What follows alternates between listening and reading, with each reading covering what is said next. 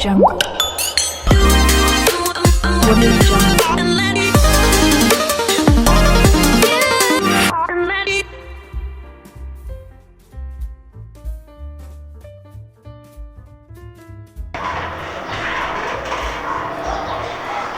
Okay, so ladies and gentlemen, boys and girls, welcome back to the channel, all of you. The time right now is 11 o'clock. अरे बहुत आवाज़ आता है यार. आता एक सेकंड. ओके, एवरी लाईट सफिशियंट आहे. येस. ओके, सो आज थोडं लेट झालं. Late in the sense vlog start करायला थोडं लेट झालं. इवन माझा वर्कआउट या थोडं लेट सुरू होतो आहे. द रिझन बिहाइंड इज इथे सकाळी लाईट गेली होती. So there was no electricity for like 2 to 3 hours. त्यामध्ये माझी झोप बिघडली. मग मी तसाच लोळत पडत होतो की यार कधी येईल आणि आफ्टर दॅट जेव्हा आली त्यानंतर पुन्हा मग 1 तास मला झोप लागली. सो मी 9:30 वाजता उठलो आज. I am having my black coffee as well. भले ही लेट क्यों ना हो जाए, वर्कआउट होता है, वो करना पड़ता है, वो करना ही है. ओके, सो आजच्या ब्लॉगमध्ये मी तुम्हाला रायडिंग एक्सपिरियन्स शेअर करणार आहे. बाकी आता काही सांगण्यासारखं काही राहिलं नाही आहे आणि काही दाखवण्यासारखं नाही. तर आपण डायरेक्टली पॉईंटवरच येत जाऊयात. आणि आपल्याला सगळ्यांना माहिती आहे की आता 3 मेपर्यंत लॉकडाऊन आहे, म्हणजे अजून बरेच दिवस लॉकडाऊन आहे. आत्ता मी आज सकाळी उठलो ना, आज म्हटलं की अरे आज शनिवार, काल परवा पण रविवार होता, आज लगेच म्हणजे घरी बसून पण 7 दिवस कसे पास होत आहेत त्याची काही कल्पना नाही. दिवस पटापट चालले आहेत. मी फक्त माझ्या ब्लॉग्समध्ये दंग आहे आणि फक्त शूट करायचं, एडिट करायचं आणि ते अपलोड करण्याच्या मागे बाकी दिवस पटापट चालले आहेत. No worries. छान आहे. म्हणजे अजून जवळपास 2 वीक्स आपल्याला घरी बसून काढायचे आहेत. म्हणजे 14 days we are suppose to sit at our homes. Cool. So आज वर्कआउट करता बेसिकली किंवा मग वर्कआउट नंतर आज मी तुम्हाला आंबाघाट राईडचा एक्सपिरियन्स शेअर करणार. एक्सपिरियन्स तगडा होता, मस्त होता. My first ever group ride with Detour riding company. Detour ही एक रायडिंग कंपनी आहे जी 2 जे त्यांचे ओनर्स आहेत ते माझे खूप चांगले फ्रेंड्स आहेत आता. आणि द एंटायर डिटॉर फॅमिली, अजून बरीच मोठी फॅमिली, प्रत्येक राईडची एक वेगवेगळी फॅमिली ती तयार होते. मी ज्या राईड्स केल्या आहेत डिटॉरसोबत त्या पूर्ण ग्रुपसोबत म्हणजे there is an special attachment किंवा एक क्लोज फ्रेंडशिप झालेली आहे. सो आज मी तुम्हाला ती फ्रेंडशिपची पहिली गाथा सांगणार आहे. डिटॉरची फर्स्ट राईड ती पण आंबाघाटला.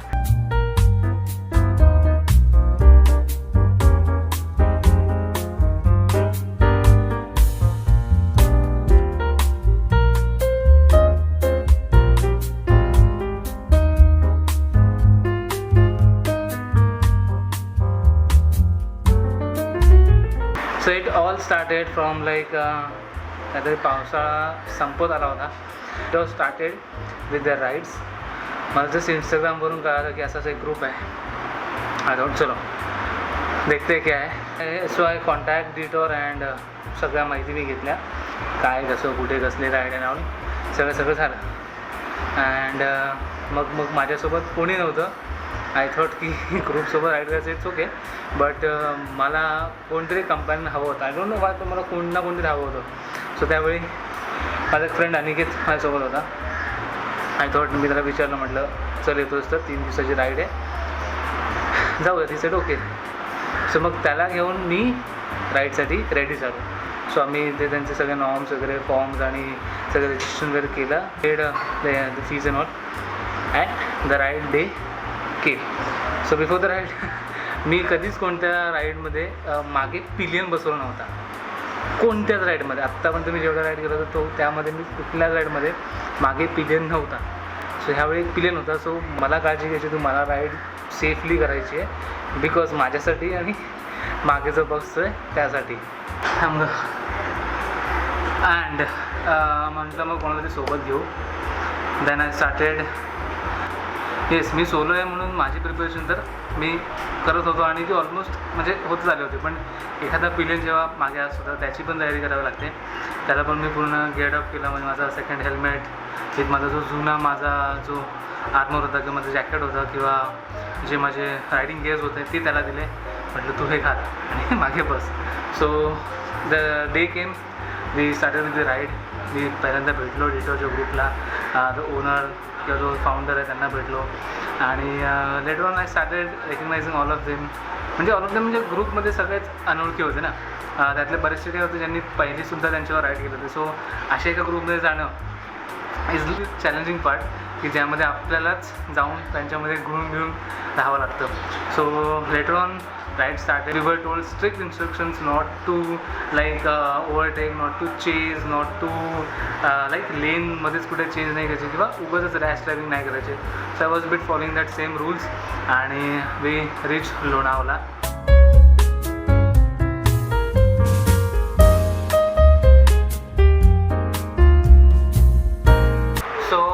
आफ्टर रिचिंग लोणावला आम्ही मग वन ऑन वन सगळ्यांशी इंट्रोडक्शन आमचं होत झालं किंवा आम्ही सगळ्यांशी बोलत गेलो.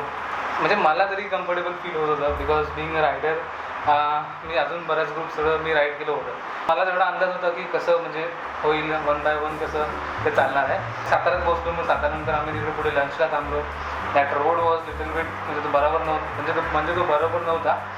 खूप खड्डे होते त्यात आणि खूप बेकार रस्ता होता तो. तर ते सगळं करत करत पुढे मग then we started towards like Ambaghat किंवा टुवर्ड्स अवर रेसॉर्ट जिथे आम्हाला राहायचं होतं सवाई मानसिंगमध्ये. तिकडे आम्हाला जायचं होतं. बट त्यात ते मग पॉईंट आम्ही एक ठिकाणी थांबलो आणि सडनली वी वर टोल्ड की तुम्ही अर्धे लोक पुढे जा. सो आमच्याजवळ एक राईड कॅप्टन होता, त्याला घेऊन आणि मी आणि अजून 4-5 रायडर्स आम्ही त्याला फॉलो करतो आणि सडनली आम्हाला लक्षात आलं की वी आर मिसरोडेड. आम्ही हरवलं नव्हतं ॲक्च्युली. आम्ही कशीकडेच गेलो होतो आणि मग आम्हाला जायचं होतं सरळ, पण आम्ही नंतर असं फिरवून वळवून वगैरे सगळं आम्ही मग करत सगळी लोक ऑलरेडी पोहोचली होती. बाकीची जी मागे राहिली होती ती पोहोचली पण होती रिसॉर्टवर आणि आम्ही लेट पोहोचलो. मी लेट करणं चालू होतो आणि तिथं फायनली सवाई मानसिंगला पोहोचलो. जाताना रायडिंग एक्सपिरियन्स सुपर होता कारण मग सातारा हायवे किंवा कोल्हापूर हायवे तोच रोड होता. त्यानंतर जसं मी सांगितलं लंच नंतर जो रोड होता ना it was like not that good.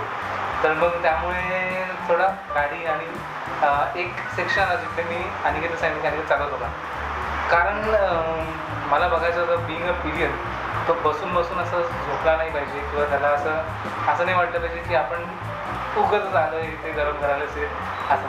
And he is a good rider तो. म्हणून मी त्याचा चालू असतो. तो आधी रेडी होत नव्हता तर मी त्याला सगळ्या चालवलं काही नव्हतं.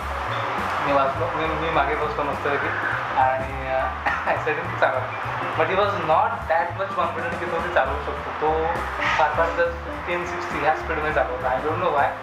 मी त्याला त्याच्याबद्दल गाडी चालवायला सांगितली बिकॉज मला थोडं रेस्ट हवा होता.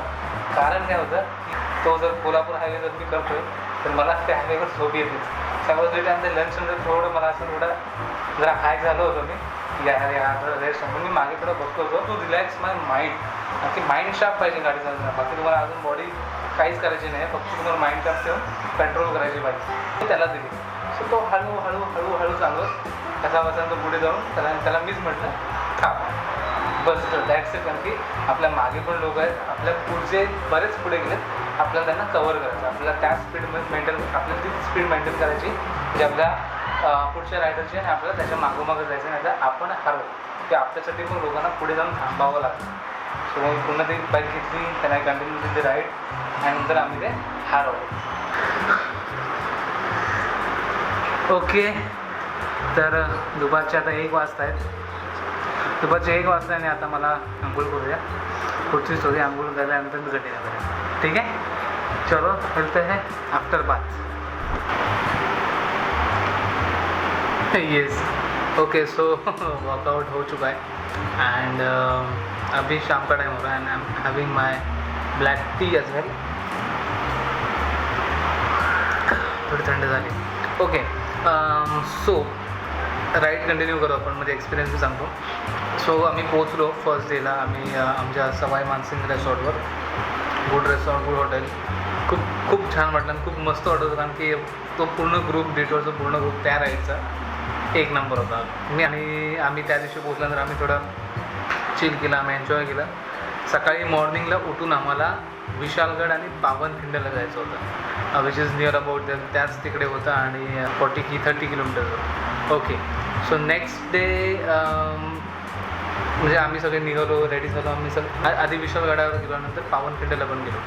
ओके, सो ह्या दोन्ही प्लेसेसची एक खूप खूप मोठी इतिहास आहे आणि जो मला आधीपासून माहीत होता, ठाऊक होता. आणि आमच्या आयटिनरीमध्ये तो मेन्शन होतं की आपण हे सगळं करणार आहोत. आणि त्यावेळी मग मला असं वाटलं की नाही, जायला पाहिजे, कारण की ह्या अशा ठिकाणी हिस्टॉरिकल प्लेसेसला व्हिजिट दिली पाहिजे. आणि the main motive behind starting my YouTube channel was की मी असं ठरवलं होतं की मी महाराजांचे जेवढे पण गड किल्ले आहेत त्यांच्या तिथे राईड प्लॅन करणार, म्हणजे राईड पण करणार आणि गड किल्ले पण माझं म्हणजे बघून आणि फिरून होणार. पण झालं आहे म्हणजे असं झालं की नावडेज नाही, असं आहे की जर तुम्हाला गडावर जायचं, किल्ल्यावर जायचं, तर you will need a proper guide किंवा त्या गडाचा थोडाफार तरी अभ्यास हवा आहे. नॉर्मली युजली जी किल्ले जे बऱ्यापैकी नावाजलेले आहेत त्यांचं कसं आहे की कुठूनही रस्ता, कॉमन रस्ता आहे किंवा तिथे प्रॉपर लक्ष दिले गेलेलं आपल्या गव्हर्नमेंटने, तर आपण जाऊ शकतो. पण असे बरेच किल्ले आहेत की जिकडे लोक जात नाही आणि तिकडे प्रॉपर इन्स्ट्रक्शन नाही. कुठे हा एक दरवाजा आहे, तो एक दरवाजा आहे, आणि तिथे आपल्याला सांगण्यासारखं आणि ते दाखवण्यासारखं असं कोण नसेल.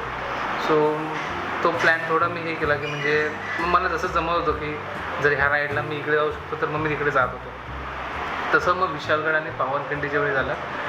त्या हिस्टॉरिकल प्लेसेसला जायचं माझं योग आलं. आणि बॅक टू असं की म्हणजे आदल्या रात्री वी वर डिस्कसिंग की आपण कुठे उद्या जाणार आहोत, स्पेशालिटी ऑफ दॅट प्लेस आणि तिकडे काय आहे, त्या नावातच काय, पावनखिंडी काय आहे, विशालगड काय आहे. तर हे आम्ही आधीच थोडं आमचा एक रट्टा मारला होता किंवा डिटेल्स आम्ही सगळे घेतले होते. त्यानंतर राहिलं जाताना तो पूर्ण रस्ता एकच नंबर. आणि झालं होतं असं की नुकताच पावसाळा संपला होता ना, तर रोडच्या आजूबाजूला तर ग्रीनरी होतीच, पण स्काय पण एकदम क्लिअर झाला होता. पूर्ण टोटली क्लिअर नाही, बट क्लाउड्स होते. आणि तो climate totally it was literally mesmerising.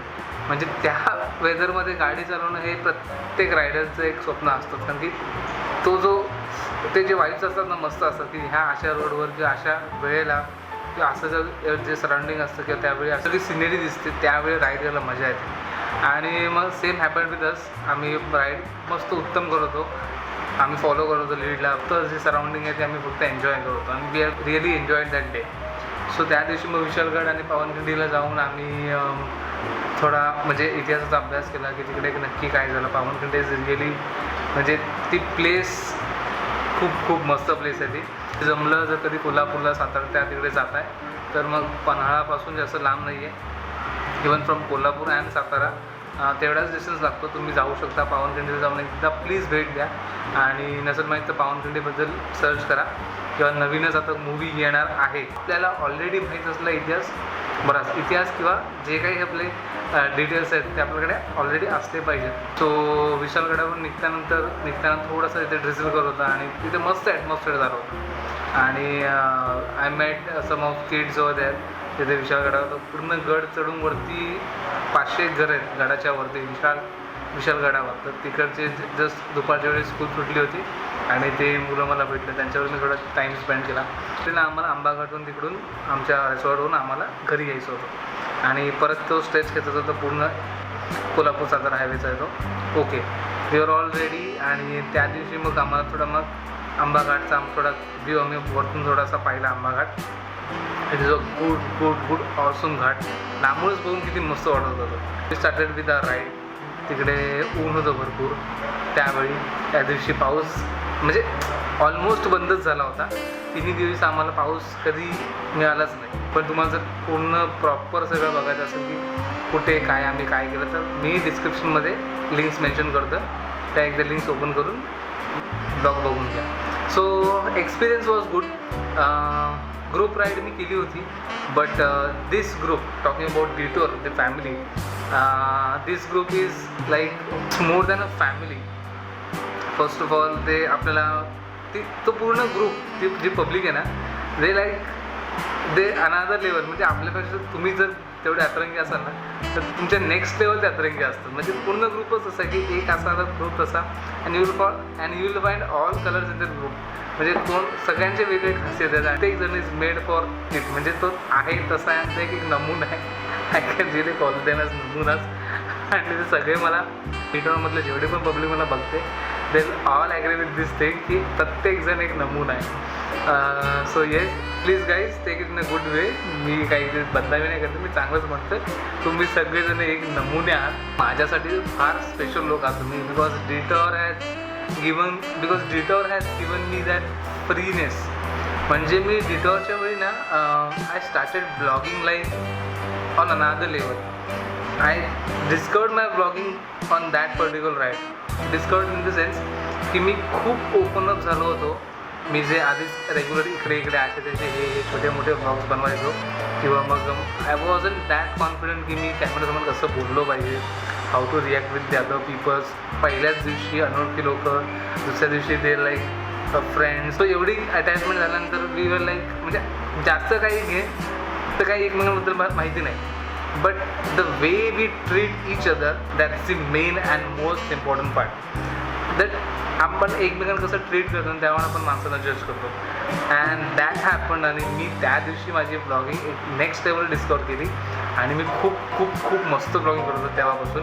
तेव्हा आय गेस मी तेव्हापासूनच खूप असं म्हणजे एकदम फ्लुएंटली ब्लॉग करायला लागलो. तर तोपर्यंत मी आपला हे माझं चालू होतं. तो ग्रुप एकदम मस्त होता. त्यांना पुन्हा मग तेच येता स्वप्न येते, कारण घेताना आय वॉज एक्साइटेड की आता पूर्ण स्ट्रेच खेचायचं आहे. And Aniket was comfortable as a pillion.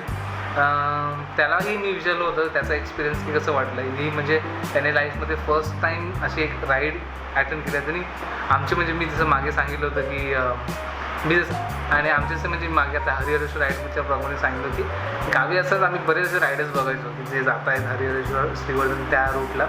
आणि असं छान वाटायचं की एकदम 15, 20, 25 रायडर्स आहेत, बाईक घेऊन जात आहेत. त्यावेळी आमचं माझं आणि तसं आमचं बोलणं असं की आपण असं काहीतरी केलं पाहिजे, आपण असं काहीतरी करू. छान वाटायचं रायडिंग करायला किंवा मस्त वाटतं. सो त्यासाठी मी त्याला घेऊन गेलो होतो. आणि he also sed the same thing की फर्स्ट टाईम मी आलो, फर्स्ट टाईम एखाद्या अशा ग्रुपबरोबर. आणि ऑसम ग्रुप, त्याचाही एक्सपिरियन्स खूप छान होता. तो he was at the last he was speechless. म्हणजे त्याला काय बोलू हे समजत नव्हतं, कारण की फर्स्ट एक्सपिरियन्स होता. आणि एक्सपिरियन्स असतो म्हणजे एक्सपिरियन्स ही वेगळी गोष्ट आहे. He was learning all those things की म्हणजे काय असतं, कसं असतं, all those stuffs. That's how I got a riding family and I got attach to this wonderful riding family called detour.